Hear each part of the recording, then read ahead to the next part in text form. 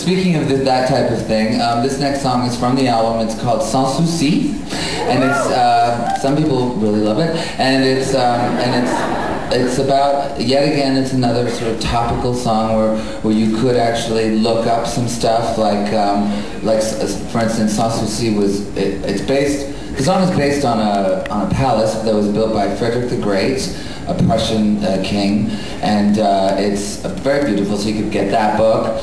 And then also, in the song, I mentioned how my true love, that book isn't available yet,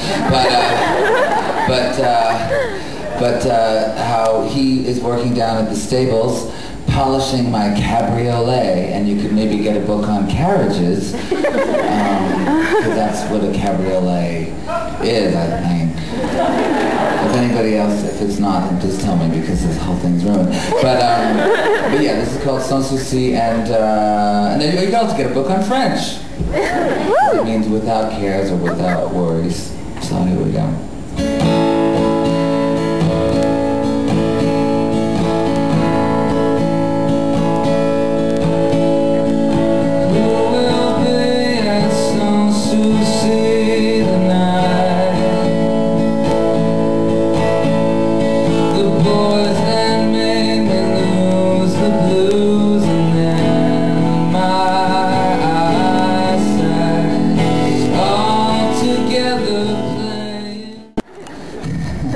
This next song, all I can say is don't shoot the messenger.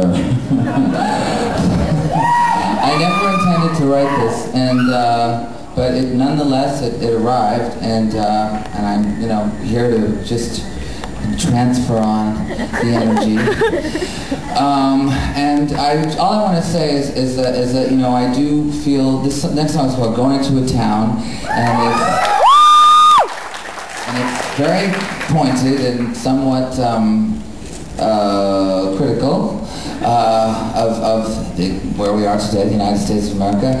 And all I have to say is that I love this country so much, and I love this city so much, and one of the reasons I made the album in Berlin was because I felt like I had to go somewhere for a while that had experienced a sort of a real terror and real horror, and had thus worked through it, and in the end sort of been reborn, and kind of and not necessarily dealt with it, but was aware of it, and tried to sort of learn from it. And I feel like in America right now we're kind of on the verge of not learning from our mistakes, and that's the most dangerous position to be in. And part of learning about them, learning from them, is admitting them in the first place. So that's all this song really is. It's just so we can admit that there's been some wrong happening, and then we can work from there and become better people in a better country. So this is this, and I'd like to dedicate this song to the New York Post. Okay, here we go.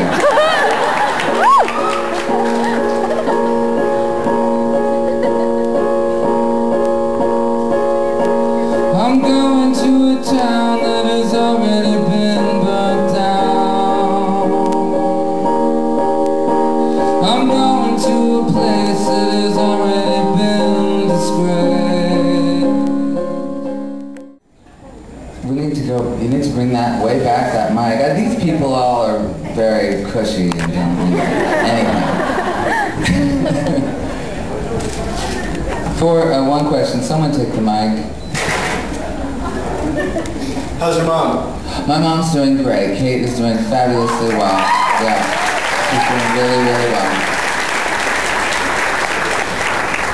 Yeah, she had a very successful operation and everything's great, so hello! Anyone else?